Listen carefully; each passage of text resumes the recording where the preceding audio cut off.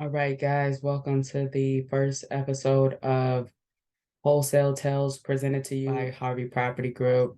And of course, I'm your host, Nicole Brown. As we're going through the process with a lot of wholesalers, I just want to go through some of the stories that a lot of other wholesalers may not experience, but whenever you're JVing with another wholesaler or you're even partnering with another wholesaler, you want to make sure that that wholesaler knows exactly what they need to do on their end. If they're on the acquisition side, they need to be vetting sellers, making sure that they have contracts, making sure that if they're JVing, they have at least the original purchase agreement from the contract holder so that once they partner with a disposition wholesaling company such as Harvey Property Group, they can come with the required information that is needed. Of course, I'll go through that with you guys, but it is very important to have a property under contract before you are marketing it out to cash buyers.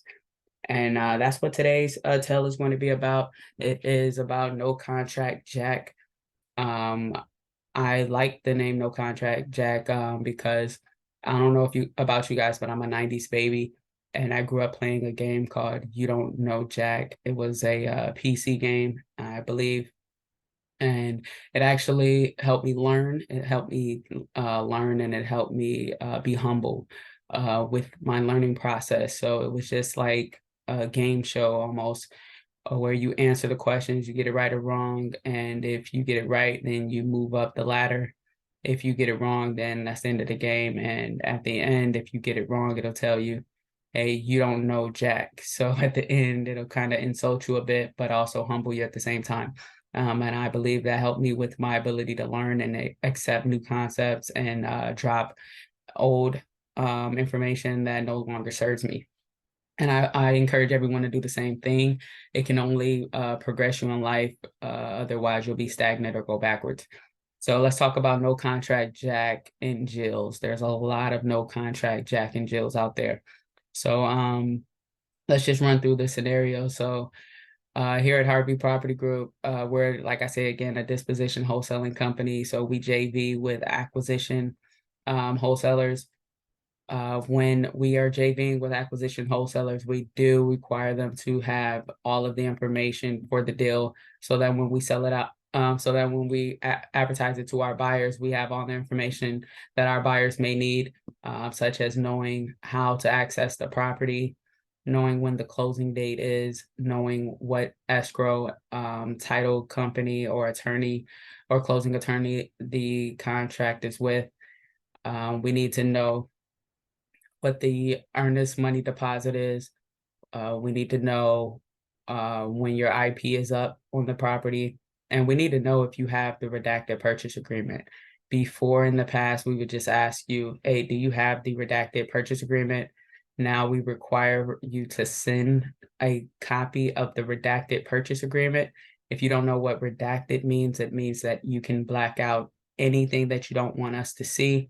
But we just need to see that that property is actually under contract. So let's run through it. There was a situation, an experienced wholesaler, actually, a medium experience. I wouldn't say close a bunch of deals, but has closed a deal, at least one deal in the past. So they reach out to me and they're like, hey, Nicole, I know you got buyers in the Indianapolis area. I got this deal that I really think that you guys will like. I say, okay, no problem. Send it over to our acquisitions at harveypropgroup.com email. Joe will take a look at it and send it through and send you a non-exclusive option if it's in our market. So we go through that process. They send over the email. Joe responds asking, hey, can I send you a non-exclusive option to market the deal to our cash buyers? The wholesaler replies back, yes, for sure. So we send out our non-exclusive option. It's a 15-day non-exclusive. What that means is you can absolutely market your deal at the same time. It's just first to find a buyer. If we bring you a buyer, we'll JV 50-50 of the assignment. We'll also mark it up. So we got this deal. He signed the option. And of course, once you sign the option, it goes over to our comping team and our disposition side. So we run the comps. If it fits, what our buyers are looking for in that area, then we will then reach out to get that additional information, which was EMD, closing date, how do we access the property, do you have the purchase agreement, also what title or escrow company is the contract is handling the transaction. So they send all of that information back. It's open access. They tell me that they do have the purchase agreement. They have it under contract. It's direct. So we don't have to worry about another wholesaler. Not a problem. So then I'm like, okay, I got a buyer that wants to walk the property at 3 o'clock tomorrow. I'll let you know how it goes. My buyer gets there, walks the property 3 o'clock, wants the property right away. So I reach out to the wholesaler and I say, hey, I have a buyer that wants this property. I can assign it and he can deposit EMD first thing in the morning. It's already 3 o'clock.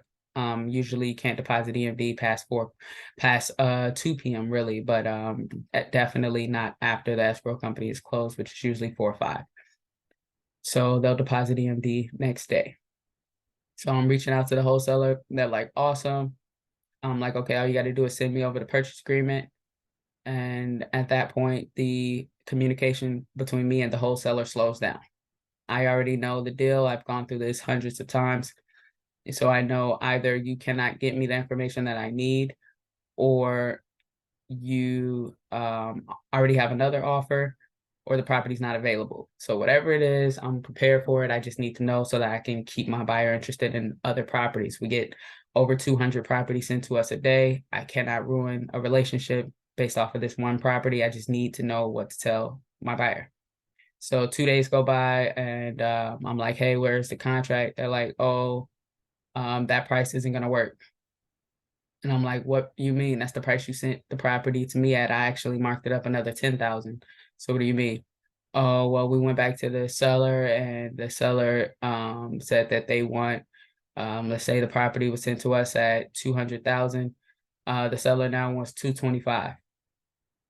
Okay, so are you out of contract? Why is the seller just asking for this if you're already under contract? Oh, we weren't under contract. We just had a lead and we thought that he would agree to this price. So that's what we marketed out at, but he didn't agree to that price. So now we have to get at least 225 to the seller. Then we have to add our fee on top. So we want 250 for we want 240 for the property. I already sent it out at 210 because they said that they wanted 200 for the property originally. It sold at 210. So now, of course, I'm not going back to my buyer to say, hey, we can't sell you the property at that price anymore, because that'll make me look like I'm being greedy and make me look like I don't know what I'm doing.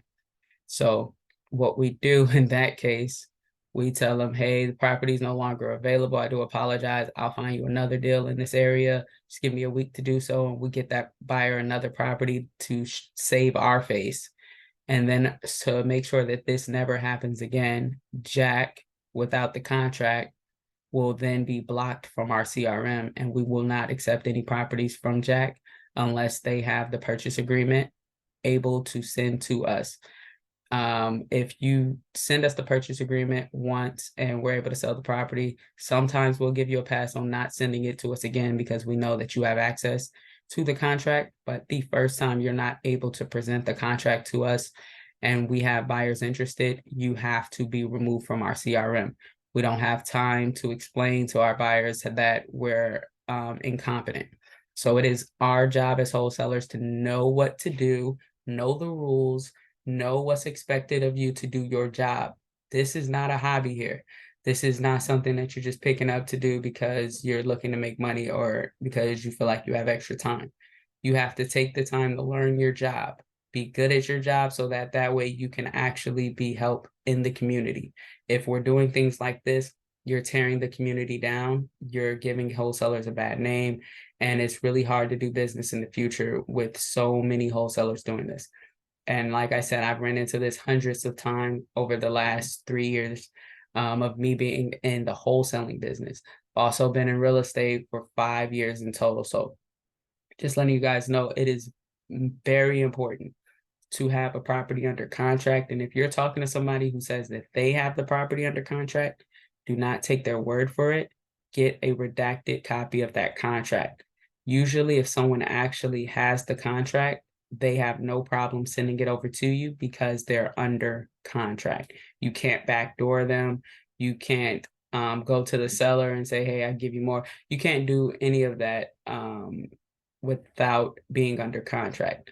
So make sure that you guys do that. Don't waste your time out there. I've definitely wasted a lot of time. Just in the last 2 weeks alone, we've sold about 10 properties for people who did not have contracts.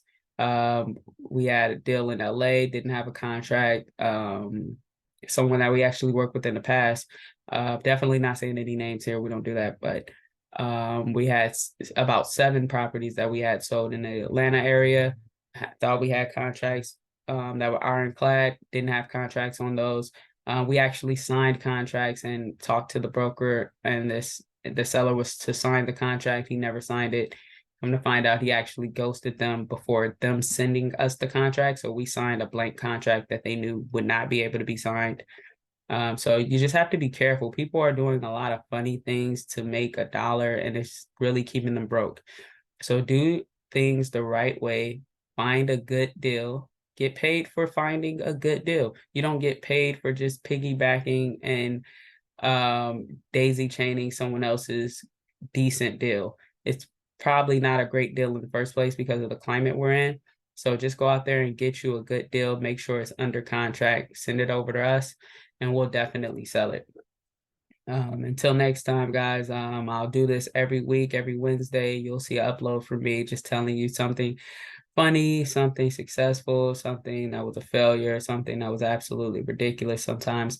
And I'll also bring on special guests sometimes to share their stories. It's important for us to get the information out there so that we know what to avoid, and also for us that are learning, we know what to do and what not to do.